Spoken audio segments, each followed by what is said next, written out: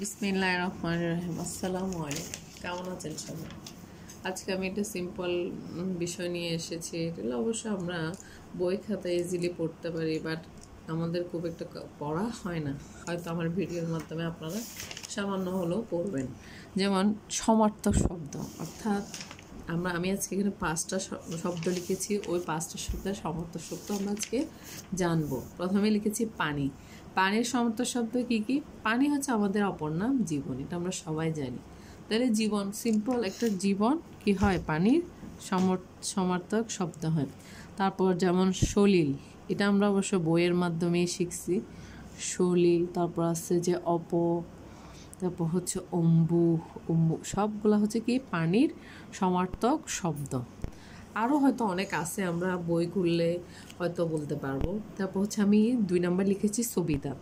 সবিতা মানে হচ্ছে কি সূর্য, অর্থাৎ সূর্যর অপরিয়া হচ্ছে যে সবিতা, সমার্থক শব্দ হচ্ছে। তাহলে আমরা কি লিখতে পারি? সবিতা মানে সূর্য, তার মানে সূর্যটা সবিতার সমার্থক শব্দ। আবার রবি, হ্যাঁ রবিও বলা যায়।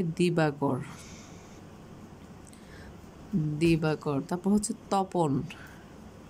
সমার্থক শব্দ কিন্তু আমাদের পরীক্ষায় এসে থাকে, বাট আমরা প্রায় সময় এই জিনিসটা পারি না।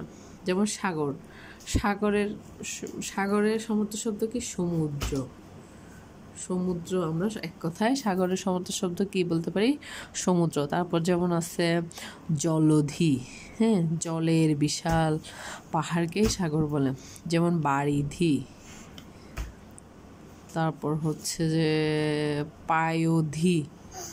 এগুলো অবশ্যই আমরা বইয়ের মাধ্যমে আরও ডিটেলসলি জানতে পারবো আমাদের বইয়ে। সৈকতের সমার্থক শব্দ কি?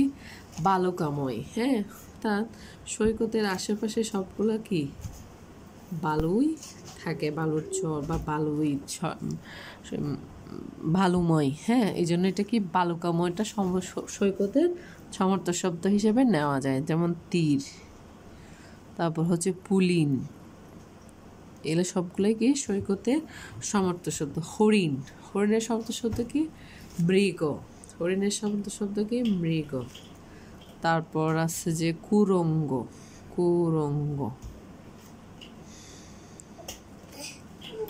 আশা করি আমাদের সবার অনেক কাজে আসবে। থ্যাংক ইউ গাইস, আসসালামু আলাইকুম।